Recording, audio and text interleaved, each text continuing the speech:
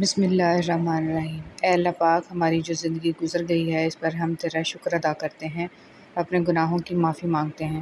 تو ہمیں معاف کر، اور جو زندگی باقی ہے اس پر ہم تیری رحمت کے طلبگار ہیں۔ اے اللہ پاک، تو ہم پر اپنی رحمت کے دروازے کھول دے، آمین۔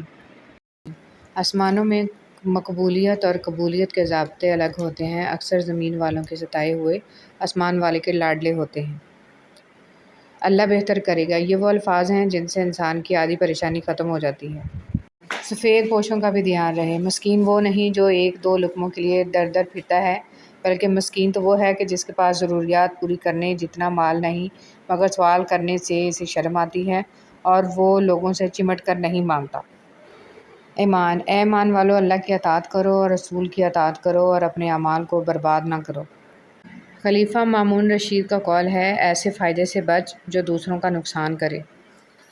اور جب انسان اپنی مرضی کو رب کی مرضی کے سپرد کر دے تو پھر غم نہیں رہتا۔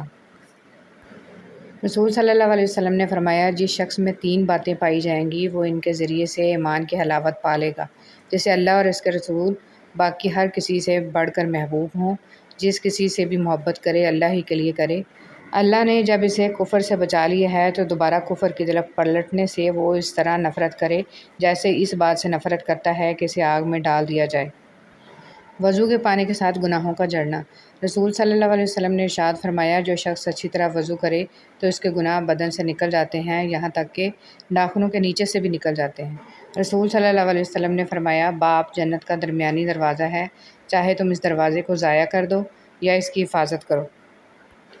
رسول صلی اللہ علیہ وسلم نے فرمایا، جنت میں کچھ ایسے لوگوں کو داخل کیا جائے گا جن کے دل نرمی، نزاکت اور اللہ پر توکل میں پرندوں کے دلوں کی طرح ہوں گے۔ رسول صلی اللہ علیہ وسلم نے فرمایا، مسلمان کا بھائی ہے، نہ اس پر ظلم کرے اور نہ اسے کسی ظالم کے سپرد کرے، اور جو شخص اپنے کسی بھائی کی ضرورت پوری کرنے میں لگا ہوگا اللہ تعالیٰ اس کی ضرورت اور حاجت پوری کرے گا۔ جانتے ہو تم اللہ کو بہت محبوب ہو، کیونکہ تم نے آزمائش کو ہنس کر گزارا ہے، کیونکہ تم نے صبر کا دامن نہیں چھوڑا، تم نے اپنے یقین کو کمزور نہیں ہونے دیا، کیونکہ تمہیں یقین تھا دعاؤں کی قبولیت کا اور تمہیں یقین ہے معجزے ہوتے ہیں۔ درود پاک میں ناگا گھاٹے کا سودا ہے۔ سب سے بہترین وسیلہ آپ کے اپنے دونوں ہاتھ ہیں۔ اپنے دونوں ہاتھ اکٹھے جوڑ کر جب آپ اپنی مشکلات کا حل تلاش نہ کر سکیں تو اللہ کے آگے ہاتھ پھیلائیں، اللہ آپ کے ہاتھوں کو کبھی خالی نہیں لوٹائے گا۔ توبہ ایسا دروازہ ہے جو موت کی ہچکی تک کھلا رہتا ہے، دعا ایک ایسا عمل ہے جو تقدیر کو مات دے سکتی ہے، اور ضمیر ایک ایسا ساتھی ہے جو ہمیشہ حق کی راہ دکھاتا ہے۔ حقیقت تو یہ ہے کہ تمام مسلمان بھائی بھائی ہیں، اس لیے اپنے 2 بھائیوں کے درمیان تعلقات اچھے بناؤ اور اللہ سے ڈرو تاکہ تمہارے ساتھ رحمت کا معاملہ کیا جائے۔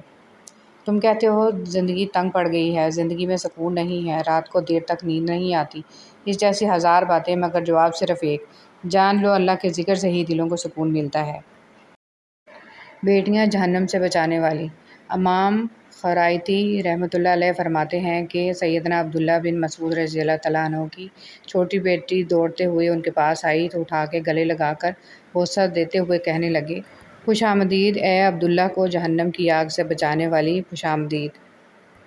نیکیاں کرتے جاؤ اور دریا میں ڈالتے جاؤ، جب کبھی زندگی میں طوفان آیا تو یہی نیکیاں کشتی بن جائیں گی۔ اشفاق احمد۔ یارب انہیں بھی سکون دے جو چہرے سے تو مسکراتے ہیں پر اندر سے ٹوٹ چکے ہیں۔ اے اللہ پاک، وہ معاملات جن میں میرا اختیار نہیں، جہاں میں بے بس ہوں، ان میں میری مکمل مدد فرما اور مجھے اکیلا مت چھوڑ، آمین ثم آمین۔ منزلیں بہادروں کا استقبال کرتی ہیں، بزدلوں کو تو راستوں کا خوف مار دیتا ہے۔ موت انسان کو مار دیتی ہے لیکن اچھے لوگ ہمیشہ زندہ رہتے ہیں، لوگوں کے دلوں میں، لفظوں میں اور دعاؤں میں۔ جہاں تک آپ کے بس میں ہو خود کوشش کریں، جو چیز آپ کے بس میں نہیں اسے رب کریم پر چھوڑ دیں اور اپنی کوشش اور توکل سب کے پھل کے لیے رب سے امید رکھیں۔ نبی صلی اللہ علیہ وسلم کی نصیحت۔ رسول صلی اللہ علیہ وسلم نے فرمایا، اللہ کے ذکر کے علاوہ زیادہ بات مت کرو، کیونکہ اس سے دل میں سختی پیدا ہوتی ہے، اور جس دل میں سختی پیدا ہوتی ہے وہ اللہ کی رحمت سے بہت زیادہ دور ہوتا ہے۔ اور جب اللہ تمہاری دعاؤں پر راضی ہو جاتا ہے تو وہ یہ نہیں دیکھتا کہ دنیا اس چیز پر مطمئن ہے یا نہیں، اور نہ اللہ کو اس بات سے کوئی فرق پڑتا ہے کہ اس کی دعا کی قبولیت میں کتنی رکاوٹیں ہیں۔ وہ جب ارادہ باندھ لیتا ہے تو ناممکن کی ساری گرہیں اپنے آپ کھل جاتی ہیں۔ تین خوبصورت حدیث۔ جس نے نماز کی فکر چھوڑ دی اللہ تعالیٰ بھی اس کی فکر کرنا چھوڑ دیتا ہے۔ جو ہر فرض نماز کے بعد آیت الکرسی پڑھے گا اللہ تعالیٰ اس کے اور جنت کے بیچ میں صرف موت ہے۔ جو حدیث سننے کے بعد لوگوں تک پہنچائے گا اللہ تعالیٰ اس کو اتنا ہی ثواب دے گا جتنا حدیث سننے والے کو ملتا ہے۔ یہ 7 امیدیں رکھنے والا شخص ذلیل ہوتا ہے۔ بن بلائے دعوت میں جانے والا، میزبان پر حکم چلانے والا، 2 آدمیوں کے راز میں دخل دینے والا، ایسی جگہ پر بیٹھنے والا جس کا خود اہل نہ ہو، جو بہت بولے مگر اس کے سننے والے کم ہوں، دشمن سے نیکی کی امید رکھنے والا اور بلا وجہ ہنسنے والا۔ نیکی کبھی نہیں مرتی، اس کا بیج بویا جاتا ہے، پھر یہ بیج پھلتا پھولتا ہے، قداور درخت بن جاتا ہے جس کی چھاؤں کا سو کھانے والی نسلیں لیتی ہیں۔ اور ویسے بھی اللہ کی مخلوق کو آپ آسانی دے رہے ہیں تو ہو ہی نہیں سکتا کہ اللہ تعالیٰ آپ کو سوچ، فکر، رزق، عمل اور علم میں آسودگی عطا نہ کرے۔ اگر سمجھ سکو تو سمجھ لو۔ ایک بزرگ اپنا موبائل مرمت کرانے لے گیا۔ دکاندار نے چیک کرنے کے بعد کہا بابا جی اس میں تو کوئی نقص نہیں ہے۔ بزرگ ہلکی سی مایوسی اور آہستگی سے بولے تو پھر بچوں کی کال کیوں نہیں آتی؟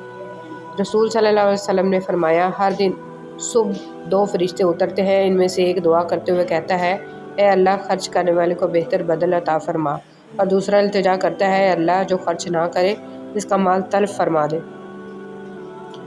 جب کوئی تمہیں بے وجہ رلائے تو تم اپنے آنسو اس یقین کے ساتھ صاف کر لینا زندگی کے کسی موڑ پر وہ تم سے زیادہ روئے گا، بے شک اللہ بہترین انصاف کرنے والا ہے۔ معاف کر کے آگے بڑھ جائیں ان سب لوگوں کو جنہوں نے دل دکھایا، تہمت لگائی، برا بھلا کہا، آپ کے لیے غلط بات کہی، آپ کو پریشان کیا۔ یقین جانیں آپ کا رب کچھ نہیں بھولتا، اور وہ جب حساب برابر کرتا ہے تو ناانصافی نہیں کرتا۔ اگر آپ کے ساتھ ناانصافی اور زیادتی کی حد ہو جائے تو صرف اتنا سوچ کر خاموش ہو جانا کہ جو ذات اوپر بیٹھی ہے وہ بہت بے نیاز ہے۔